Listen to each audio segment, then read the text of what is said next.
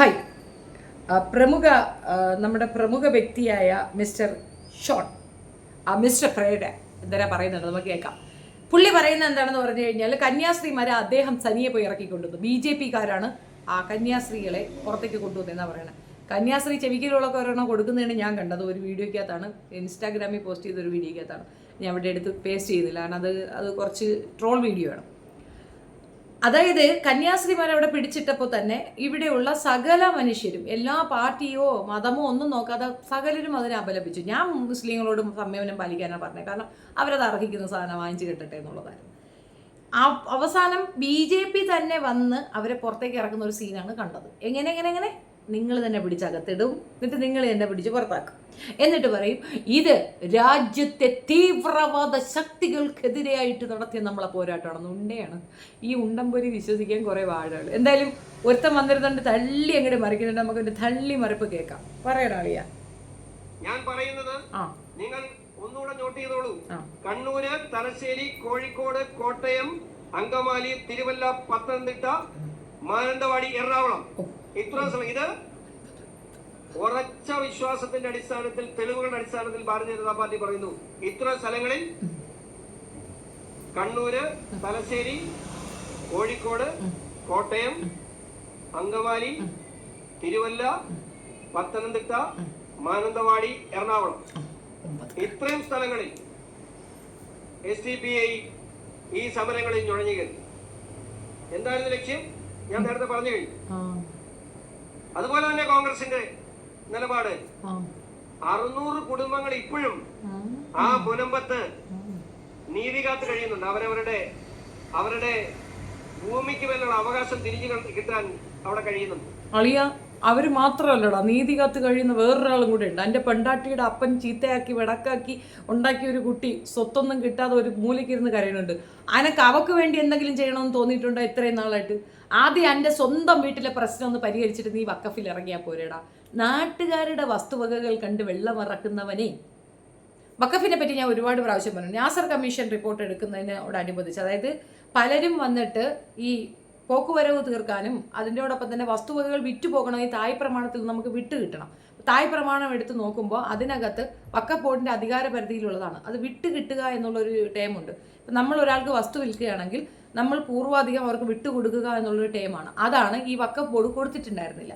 വഖഫ് വസ്തു വിറ്റിട്ടില്ല എന്നുള്ളതാണ് വസ്തുത. ഇവരിലൊരാൾ, ഒരു മാത്യു എന്നോ അങ്ങനെയുള്ള പേരുള്ള ഒരുത്തൻ അതിനകത്ത് കുത്തി കയറിയിട്ടുണ്ടായിരുന്നു.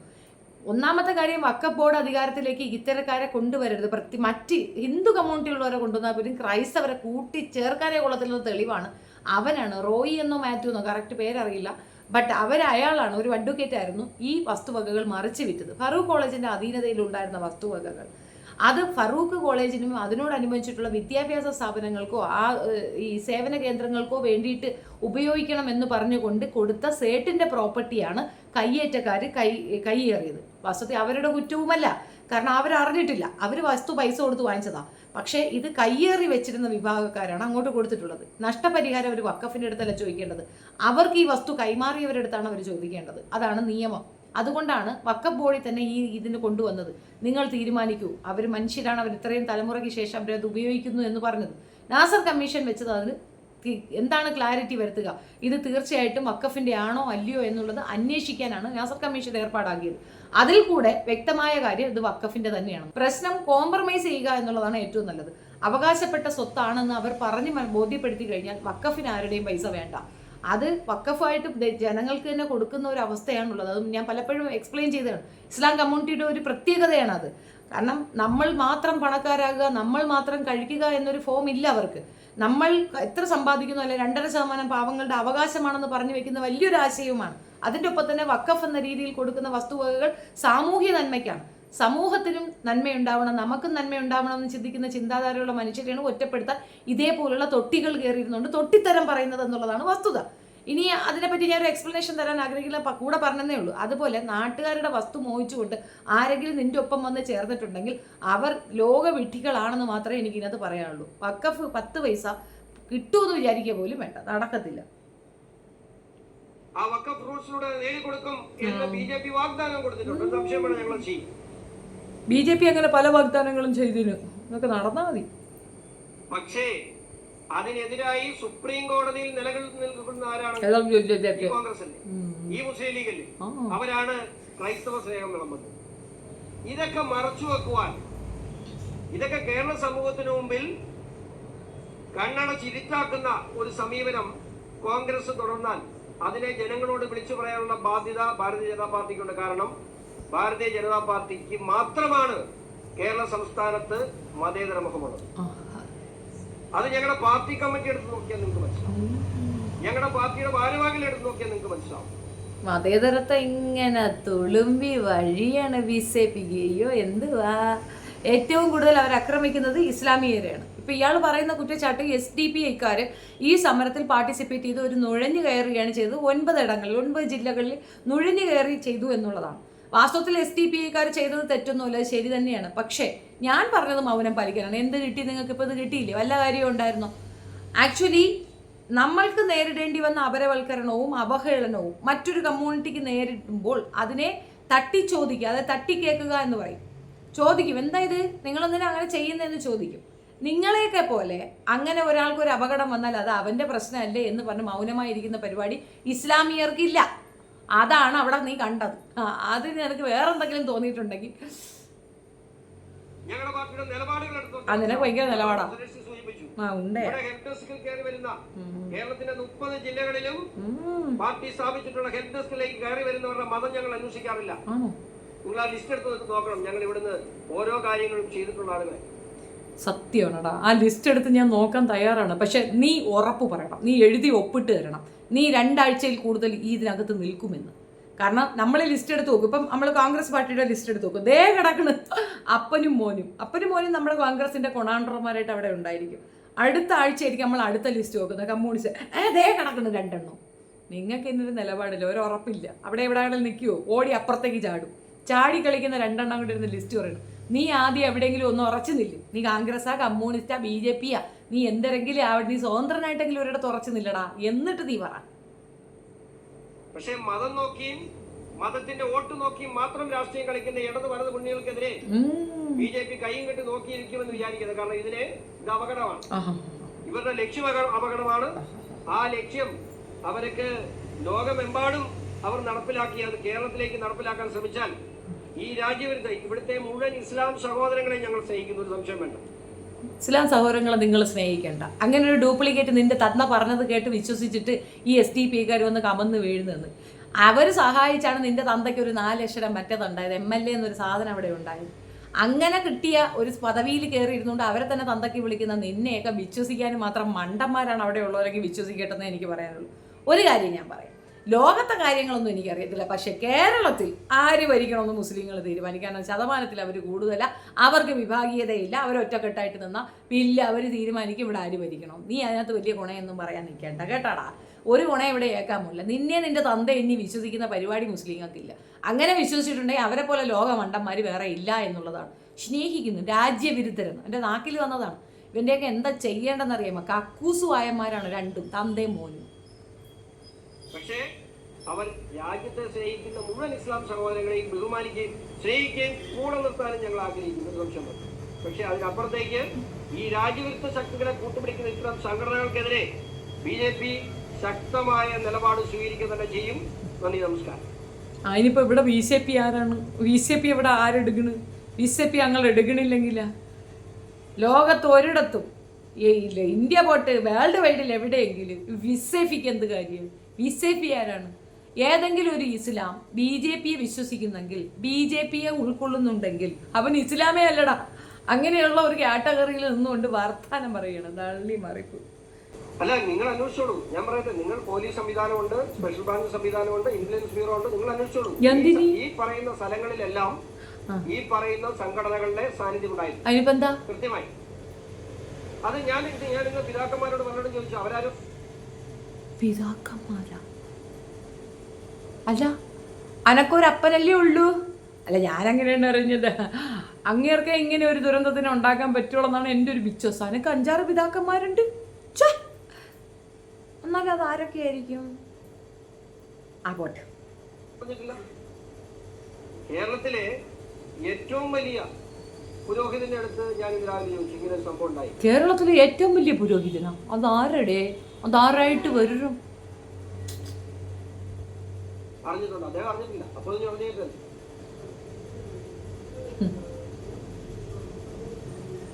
അതായത് പുരോഹിതന്റെ അടുത്ത് ചോദിച്ചപ്പോൾ പുരോഹിതൻ അറിഞ്ഞിട്ടില്ലാത്തത് കൊണ്ട് അത് നുഴഞ്ഞു കയറിയതാണെന്ന്.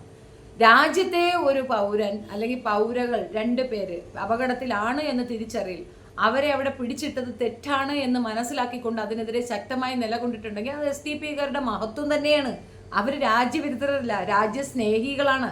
രാജ്യത്തെ പൗരന്മാരെ ഈ പറയുന്ന കാര്യത്തിന്റെ പേരിൽ മാറ്റി നിർത്തപ്പെടുന്നത് അംഗീകരിക്കാൻ പറ്റില്ല എന്ന് തുറന്നു പറഞ്ഞ അവര് ഗ്രേറ്റ് പേഴ്സണാലിറ്റീസ് തന്നെയാണ്. അതെന്താ മനസ്സിലാവാത്തേ? ഇവനെ ആരാണ് ഈ പൊസിഷനിൽ കൊണ്ടിരുത്തിയത്?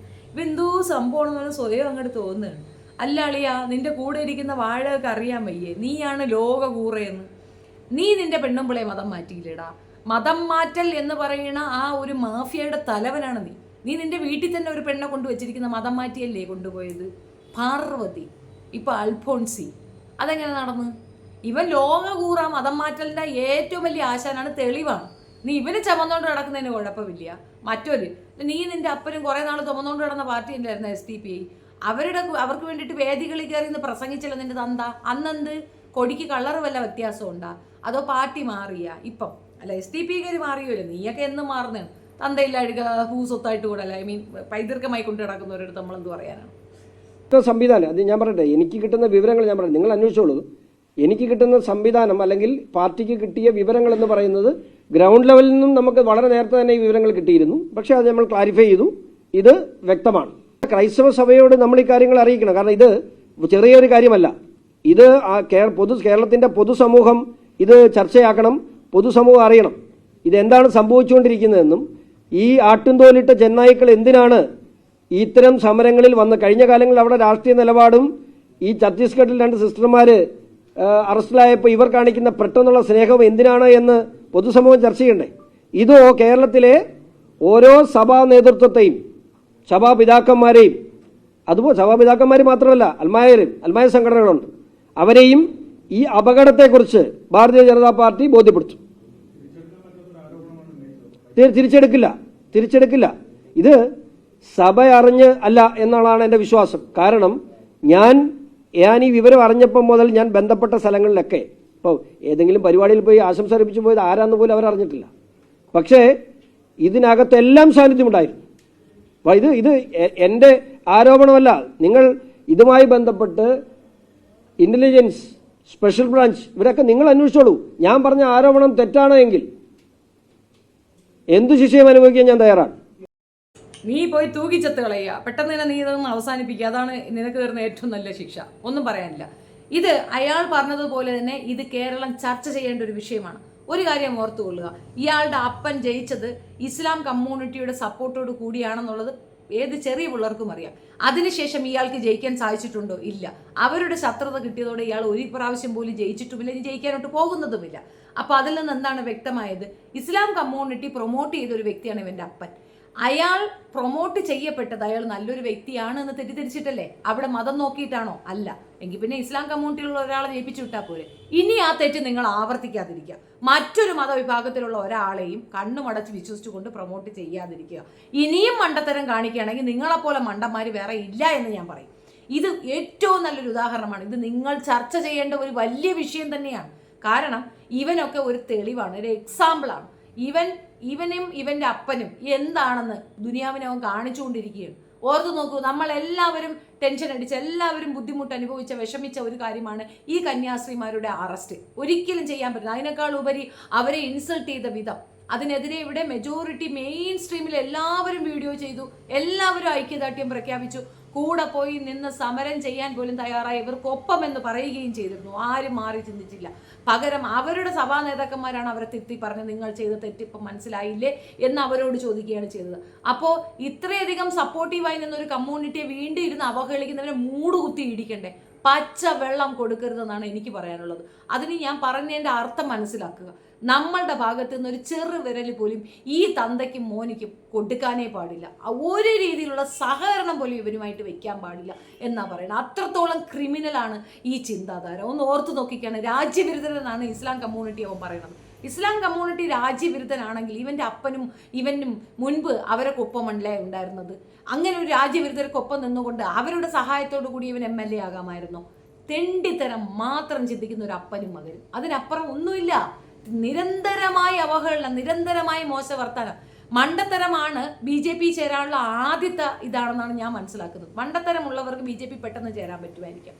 രാജ്യത്ത് നിരോധിക്കപ്പെട്ട സംഘടനകളിൽ ഒന്നാണ് RSSന്റെ മേധാവിയാണ് ഇന്ന് രാജ്യം ഭരിക്കുന്നതെങ്കിൽ ഒരു സമയത്ത് അത് നിരോധിക്കപ്പെടുന്ന രീതിയിലുള്ള ആക്ടിവിറ്റീസ് അവർ ചെയ്തത് കൊണ്ട് തന്നെയാണ് കമ്മ്യൂണിസ്റ്റ് ഗവൺമെന്റ്. കമ്മ്യൂണിസം ഇവിടെ നിരോധിക്കപ്പെട്ടാണ് 1948 എന്നിട്ട് അവരിന്ന് സ്റ്റേറ്റ് ഭരിക്കുന്നുണ്ടെങ്കിൽ അതിന്റെ അടിസ്ഥാനം മനസ്സിലാക്കുക. ഇത് നിരോധിക്കപ്പെട്ടു, നിങ്ങൾ ടാർഗറ്റ് ചെയ്ത് നിരോധിക്കുന്നു എന്ന് പറ. അവർ ചെയ്യുന്ന നന്മകൾ, അവർ രാജ്യത്തിന് വേണ്ടി ചെയ്യുന്ന നന്മകളല്ലേ നിങ്ങൾ ദ്രോഹിക്കുന്നത്, നിങ്ങൾക്ക് നോവുന്നത്? തീർച്ചയായിട്ടും SDP എന്താണെന്ന് ഇവൻ പറയുന്നതിന് തെളിവാണ്. ഇവൻ പറയണത് നുഴഞ്ഞു കയറിയെന്ന്. അവർ നുഴഞ്ഞു കയറുകയല്ല ചെയ്തത്, അവർ ഇടപെടുകയാണ് ചെയ്തത്. അതിന് നിനക്കും അപ്പനിക്കും മോനിക്കും നുഴഞ്ഞു കയറ്റുമെന്ന് തോന്നിയത് അപ്പൻ്റെ മോൻ്റെ അജണ്ട കൃത്യമായി അവർ പബ്ലിക്കിലേക്ക് തന്നു എന്നുള്ളത് കൊണ്ടാണ്. നിങ്ങളുടെ അജണ്ട ഇതാണ്. നിങ്ങൾ ആദ്യം ടാർഗറ്റ് ചെയ്യുക മുസ്ലിമിനെ, പിന്നെ ക്രൈസ്തവരെ, പിന്നെ കമ്മ്യൂണിസ്റ്റുകാരെ. തീർത്തും ഇല്ലാതാക്കിയ ശേഷം നിനക്കൊക്കെ വിഴുങ്ങണം, ഉച്ചനീചത്വം കൊണ്ടുവരണം, വ്യഭിചരിച്ച് ജീവിക്കണം. അതാണ് നിൻ്റെയൊക്കെ ആഗ്രഹം. അതിനിവിടെ തക്കതായ രീതിയിൽ പ്രതിഷേധം പറയുന്ന ആൾക്കാരെ നിങ്ങൾക്ക് അടിച്ചമർത്തണം. അത്രയേ ഉള്ളൂ. ഇവനെയൊക്കെ പറഞ്ഞാൽ നമ്മൾ വല്ലതുമൊക്കെ പറഞ്ഞു പോകും. അതുകൊണ്ട് കൂടുതലൊന്നും ഞാൻ പറയുന്നില്ല. ഷോൺ അണ്ണാൻ ആദ്യം വീട്ടിലെ കാര്യം ഒന്ന് പരിഹരിക്കുക. പാർവതിക്ക് ഒരു അനിയത്തി കൊച്ചുണ്ട്, അവൾക്ക് കിട്ടാനുള്ള സ്വത്തൊന്ന് വാങ്ങിച്ചു കൊടുക്കാൻ നോക്ക്. ഇനി അവിടെ കയറ്റി ആ ചേറി ഇരുത്തിയിരിക്കുന്നത് അങ്ങേരുടെ ആ പറഞ്ഞ ഡ്രൈവറെ ഒന്ന് അന്വേഷിക്കുകയാണെങ്കിൽ തീർച്ചയായിട്ടും മനസ്സിലാകും ആരാണ് ഇതിൻ്റെ പിന്നിലെന്ന്.